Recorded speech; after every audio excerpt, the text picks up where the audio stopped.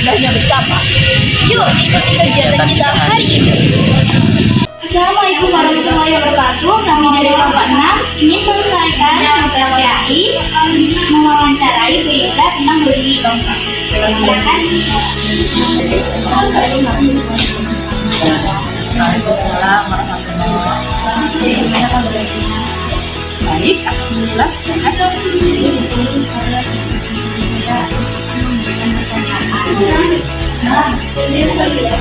Apa saja kok dampak bullying terhadap korban itu sangat besar. Secara mental dia menjadi takut, kemudian juga bisa stres, dia motivasi belajarnya turun dan banyak sekali dampaknya. Kemudian secara fisik juga ada dampaknya, misalnya juga sakit, kemudian juga hidup, kemudian tangan mungkin bergetar atau juga bergetar kencang kalau misalnya ketemu sama kuda. Selanjutnya bagaimana lingkungan sekolah sangat besar peran keluarga dan juga peran lingkungan sekitar itu hanya sangat besar untuk mencegah bullying, terutama keluarga yang pertama sebagai dasar utama pendidikan ya. Jadi memberitahu bullying itu apa, kemudian apa yang tidak boleh dilakukan.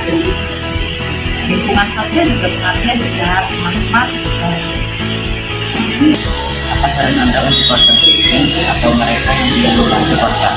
Bullying itu kan bisa terjadi kan ada pelaku, ada korban, dan ada bystander atau pengamat yang itu. Kalau untuk korban yang pasti bersikap tenang ketika menghadapi perilaku bullying, bersikap tenang terlebih dahulu, kemudian setelah itu bersikap berani.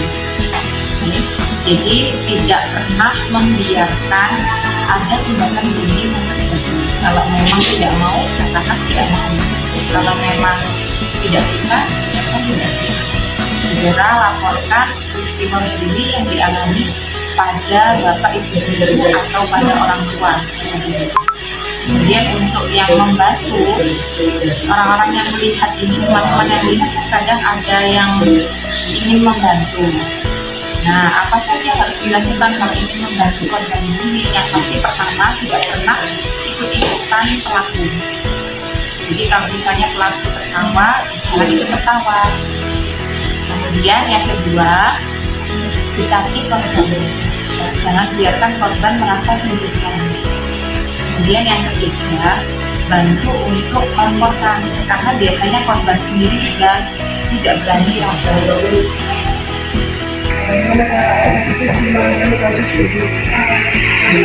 Cara efektif untuk menangani kasus bullying tentu yang pertama adalah kenali perilaku bullying itu seperti apa, kemudian kenali situasi bullying itu bagaimana, kemudian yang ketiga jangan pernah menormalisasi perilaku-perilaku yang mengarah pada tindakan bullying.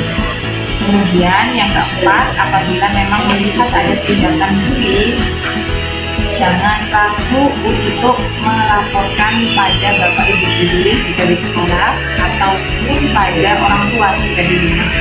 Seperti itu. Jadi mari bersama-sama mencegah dan mengawal perilaku bullying dimanapun kita berada.